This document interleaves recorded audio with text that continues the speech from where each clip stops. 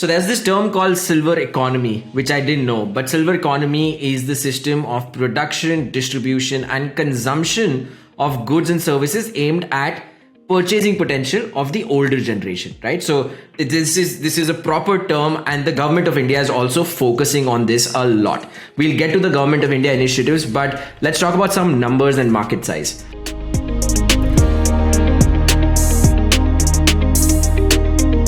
In 2020, there were about 138 million people who were senior citizens, which was 60 plus. By 2030, that's going to be 200 million people, right? So that's a large segment of people in our country that's going to be 60 plus. And I think that's a huge market by itself. According to a report, the senior citizen market is 73,000 crores. That's $10 billion, right? And most of the tech, the products, everything that we see today are aimed at the millennials, the Gen Zs, not so much at the senior citizen market. So I went down the route. Yeah. I mean, one of the markets we talk about all the time, D2C, right? D2C is all about the millennials. It's us that are going online and getting influenced by these bloody Instagram models telling us to buy stuff. Yeah, exactly, right? So if you think about it, there are not many products and services aimed at that market specifically. I think it's starting to happen a little bit. I think this sector is going to explode. I think 2020 would have probably helped a lot of these people realize that, hey, they need to take care of their health. They need to take care of their physical, mental health. They need to invest in like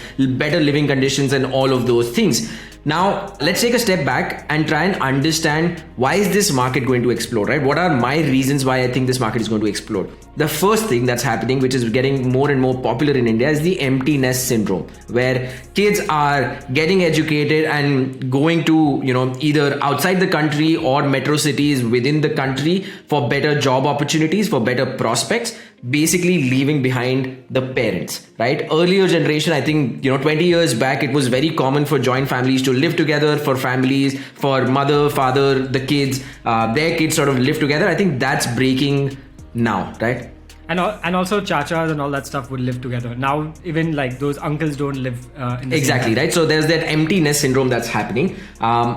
The current generation of senior citizens have a higher spending power, right? Obviously, the per capita income has increased. They've understood how to save money, all of those things. So they have increased saving power, and there is willingness to spend, right? When I say willingness to spend, I don't think more and more senior citizens are looking to just save all their money to pass it as inheritance to their kids. I think that's changing. That mindset is changing. So people are going to use the capital that they've saved over the last 30, 40 years of working and use it for themselves, right? The other thing that's happening, higher education levels, and this was part of the India Aging report that came out in 2020. The education levels of senior citizens has increased significantly. What that means is they're better suited to try out these new products and technologies. If somebody is not educated, it's probably much harder to sell all of these new age tech products, services, whatnot. So education levels is increasing. Life expectancy is increasing, right? People are living beyond 75, 80, 85. That average life expectancy is increasing. So that market is big, with people living longer. Now let's look at what are the needs of this market. If you think about it from a very first principle basis, the needs are 4 or 5 different buckets. There's health related, both physical and mental. There's safety system needs, where once you get slightly more older, you need safety systems to be installed in your house and stuff like that. There's financial security. I think that's another angle. And then there's community involvement, something to basically build your community, be engaged with, people of your age and have a purpose. And a lot of people at, 65, 70, if they've been working all their life, suddenly have no purpose because they've now retired and they don't have anything to look forward to, which is really where communities can kick in.